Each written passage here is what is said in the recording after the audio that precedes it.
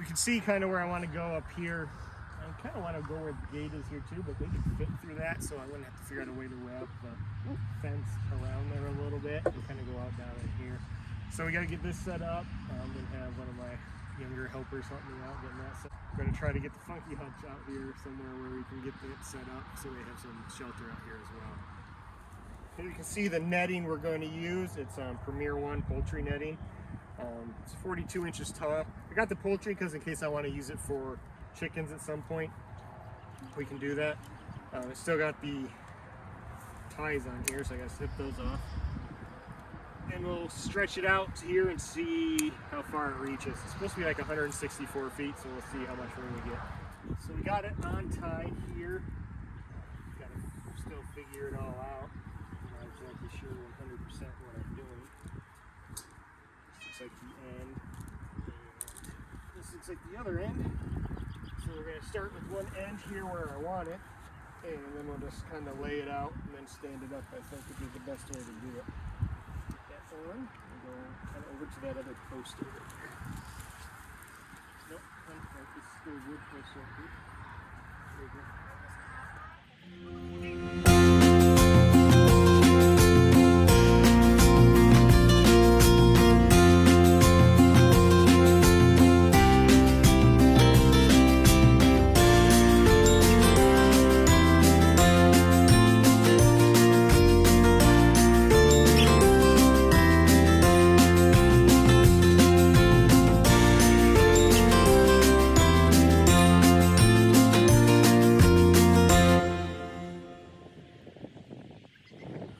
See, we got it laid out roughly where I want it, and then I'll start on this end, sticking it in and kind of pulling it tight. Might have to do some stuff with a little bit of string in the corners to keep it upright. Grab one of these. So this is the netting we got. See, it's just got the single post. It's not as strong as the double post stuff, but this was quite a bit cheaper. So this is what I went with because it's kind of just a temporary solution, and I'm just trying it out for the first time. So we're going to see how this goes. Let's get it in the spots we want it and start stretching it out here.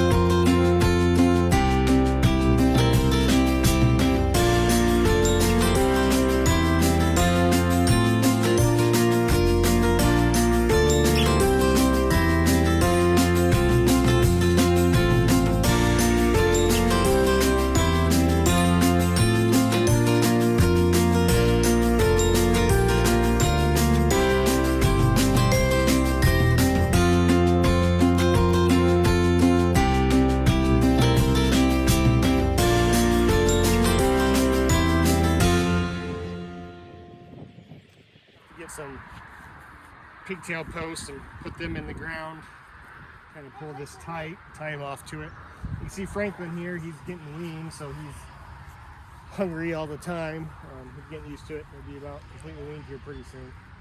But we'll get the pigtail post up, and we'll get them tied off to this after I get the funky hutch out here for them. But they got this nice big paddock now. They'll be able to graze in here for hopefully a week or two. Before we can move the funky hutch here, I got to do a couple things. I got to get all this scrap off. Threw this on here over the winter just to give them a smaller hole so the wind wasn't blowing in there, but they really don't need that now. So I need to get this scrap stuff off so it's not in the way. And then I got to hook a chain onto my hooks down there so I can pick it up.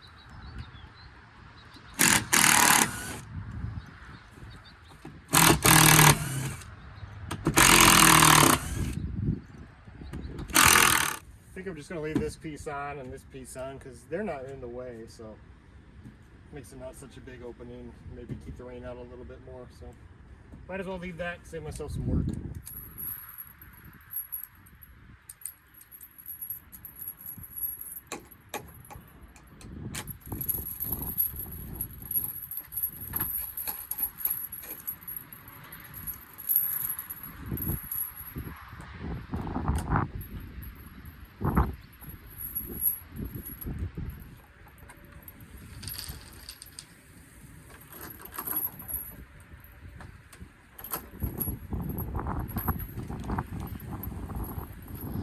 See, it kind of got it picked up there and the back wheels up off the ground. So it did work with the bedding. Problem is, wheels are small and it had sunk into the ground, so getting it out of here is going to be a challenge.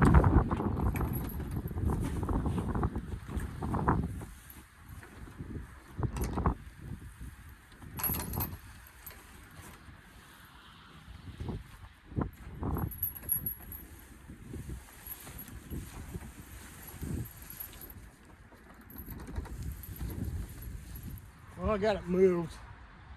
Ground is not level, so that's kind of a problem with the smaller wheels. And then just getting it up out of the divots. But once I got it up, I could get it moved. So when I'm ready, it's not going to be tonight, I can get that drug out into the pasture there. And then get in here with the tractor and the bucket. Scoop this stuff up. There is a pallet under there, but I'll pick that up and dump the stuff off. I'll use this, I don't know, in the chicken run or for compost or something. Well, I was hoping to get this done and get everybody in here today. I don't know if that's going to happen. I had the solar charger out charging yesterday, but it was cloudy and rainy, so I don't think it's going to be charged enough. But we got some stuff we can do. We can see we got some sags in this from when we put it up the other day. All I'm doing is taking some of this twine I had laying around, cutting lengths. I'm just going to tie them off to posts. I'll put posts at the corners. Just some old steel cheap posts I had laying around. Put them at the corners to help pull it tight. Hopefully we'll get this tightened up. We'll get the Energizer on here and see if it's working. I don't know if it's going to have enough charge to keep them in or not, but we'll get as far as we can today. Might have to wait a couple days before we can get them in here because I want to be able to observe them. They've never been in electric before, so in case anything happens, they get hung up or anything, I want to be able to keep an eye on them, make sure everything goes okay. Like I said, what we're going to do is cut some lengths of this. I'm just going to tie these off to this other fence without touching it because I don't want it. Energizing the metal fence, and then we'll start pulling stuff tight and trying to get all these sags out of here.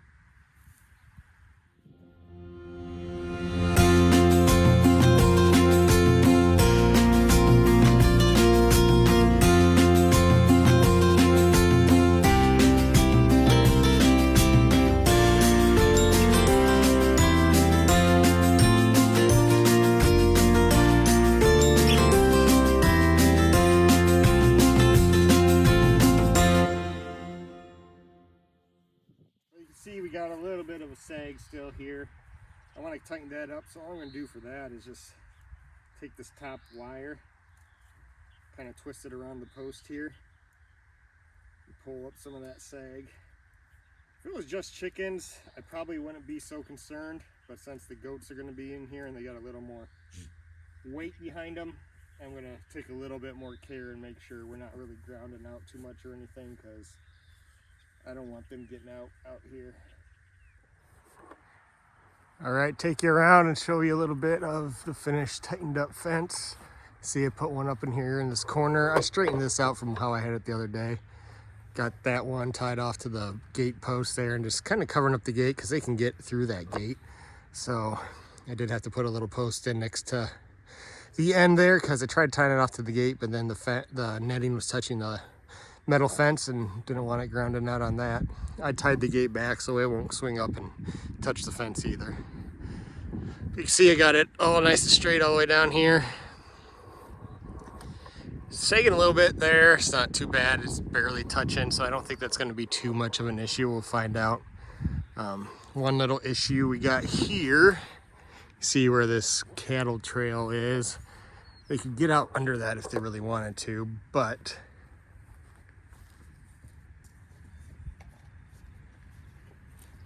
the netting came with these little stakes. So I'm going to put one, if I don't hit a rock, down in here.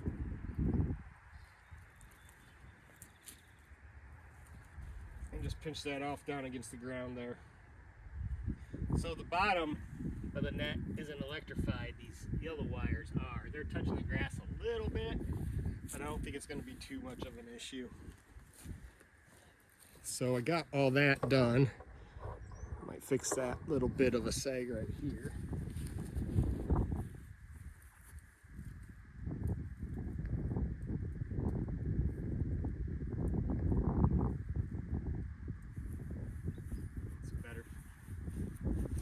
Got all that done, so now move over here to our Energizer. Had it up there test fitting it. I don't know, got this one on clearance at a farm store. It's a Patriot SG80. So it's a pulse Energizer. You don't want constant Energizer on this fence, it'll overload it and start a fire. So this is just a solar, I don't know, it's like 1 joule. Not super powerful, but I'm only doing like 164 feet of fence here, so it's not that big a deal. Got a little battery in here. Pretty easy to open up. See the battery. Got my leads.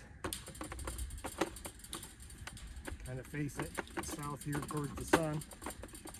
It's made to sit on a T-post real nice. That's really nice. So you take your rad lead and you connect it to the end of the fence there. There's a little connection on the end of that pigtail. Made sure I ran it where it's not touching any of the metal. And then there's a green lead attached to the green, and this is your ground. Got a couple options. I could try grounding it to the main fence. I don't know if that's going to really work or not. I've never seen anybody do that.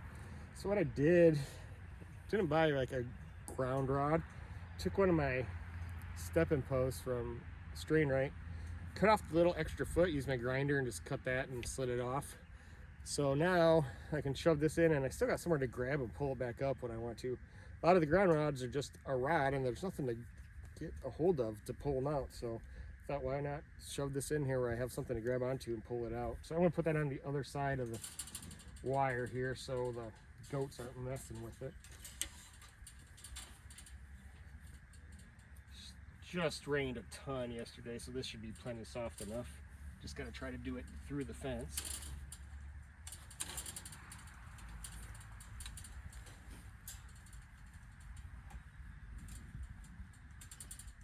I got that down in there a good 2 feet.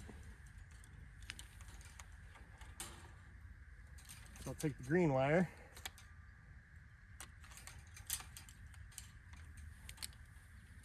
connect it just to the metal down here.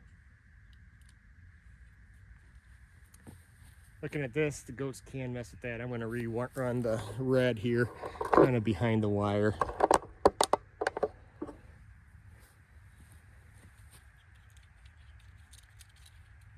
Obviously, I haven't turned this on yet.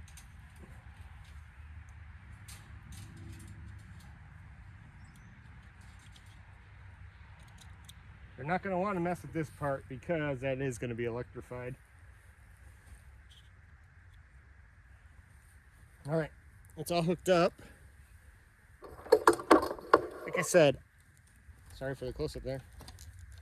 Like I said, this was out charging all day yesterday, but it's kind of overcast today. It's like this and even worse yesterday, so I don't know how much of a charge it's going to have. Got my fence tester. We'll turn it on and see. I might have to let this charge for another couple days before we actually get them out here. My plan is bring them over here and put them in through the gate here and let them get out here. Baby and mom are going to be the pain in the butt to get out here. The little ones I can pick up and throw out here if I really want to, so we'll see how that goes when the time comes. Don't hear any popping, so hook it up and see what's going on here. It's not a lot. Like I said, I don't think it's charged up. So what we're going to do is we're going to let that charge up for the rest of the day, and I'll test it again tonight and see. Might have to wait a day or two to get them out here then, because I got some stuff going on the next couple days where we won't really be able to keep an eye on them. So see how this goes. It sends a pulse every like second to a second and a half depending on the charge. I think it's at a second and a half right now because it's a low charge. There is a little green indicator on there, which I can't see from here, that flashes every time it's pulsing. But I know it's working, which is great. Like I said, we're just going to have to let it charge up a bit more and see how it goes once it gets a full charge. All right, I'm impatient, so I'm cheating. I threw the battery on a charger. It's a 12 volt or 6 volt charger. It's a 6 volt battery, so it should charge it up just fine. Give it a little bit and see how long this goes. Well, you can see I got them in there. I should have recorded it, but it was a hassle. It involved the treat bag. You can see right there. The little ones, I was able to pick up a couple of them and just, like I said, toss them in there. Then Esther, the brown baby, she followed the moms in. Had to lure them in with the treats, eventually got them in there. The battery charger worked pretty well. It got it charged up within like half an hour to full charge. So it's hitting at full charge. It said like 2,000 to 3,000 volts, which they say might be a little not enough for goats. I don't know. Looked like Mama ran into it once already and didn't want to do it again. And I saw Esther, the little brown one, again. She took off from it as well. So I think they got hit. I think they'll learn.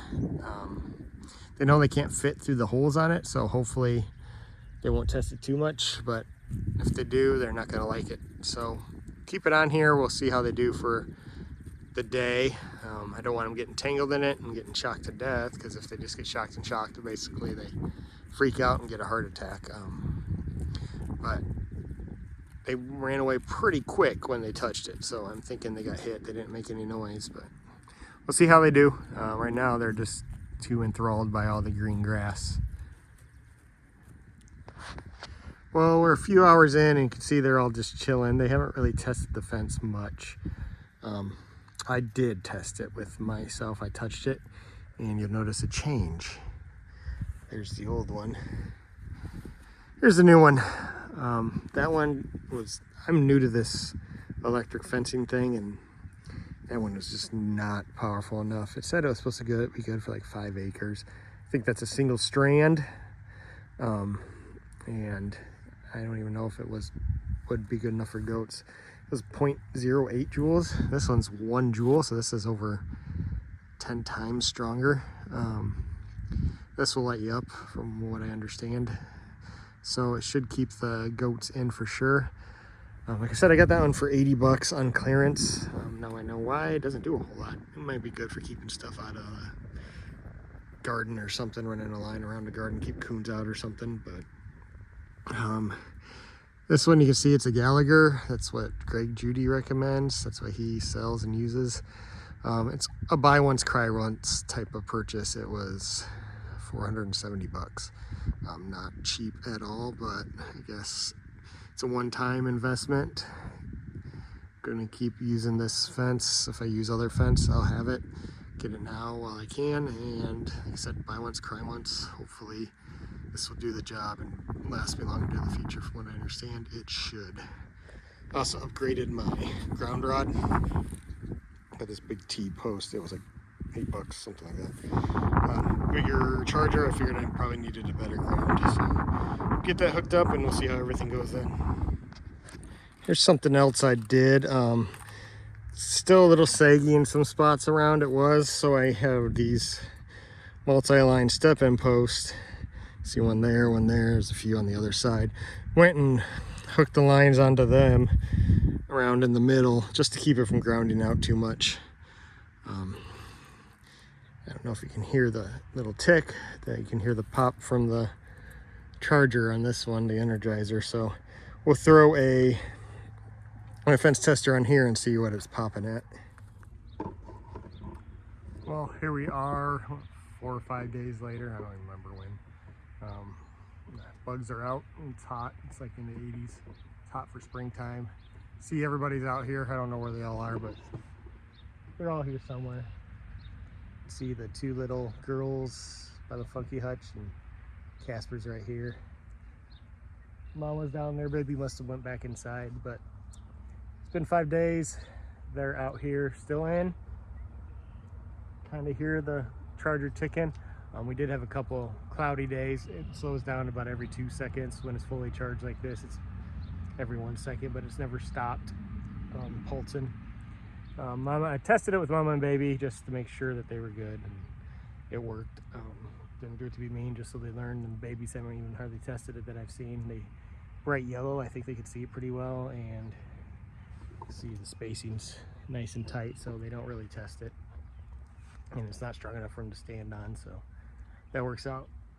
So yeah, I'm pretty happy with our system here. So happy, in fact, I ordered another net so I can move them out down to the next area there when this one's getting grazed down. Still got a little ways to go, but that way I don't have to try to take this down, risk them getting loose, and then finagle the net. I can just set up the other one, open this one up, let them into that one, and then take this down when I'm ready. We will probably, not 100% sure, but 95% sure, 100% sure we're going to be getting rid of Casper. Little buckling, pretty goat, but we don't need him. There's Venom. Yes, it's not a very girly name, but Venom's the black and white one. Markings on her head look like the Spider-Man character Venom. Call the other little girl Esther. So I think we're going to be keeping Esther and Venom and Franklin. There, Franklin's half-brother, but different moms. We'll see how they do if we breed them. We're not going to breed them back to Peabody because he's their dad. It's too close. Franklin might be a little bit too close, but he's what we got. We'll see how things work out. When you line breed like that, you magnify all the good traits, but you also magnify the bad traits, so we'll have to see how they do.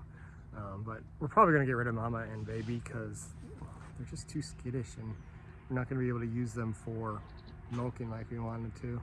Take a ton of work, so we're most likely going to get rid of them and Casper, and eventually Peabody. Probably not till fall though, so he can stay in, and Bagel can have a buddy until Franklin's big enough. So thanks for joining us. We'll be following up with these guys much more throughout this summer. Come back, like, subscribe, so you know when we got new videos. Thank you.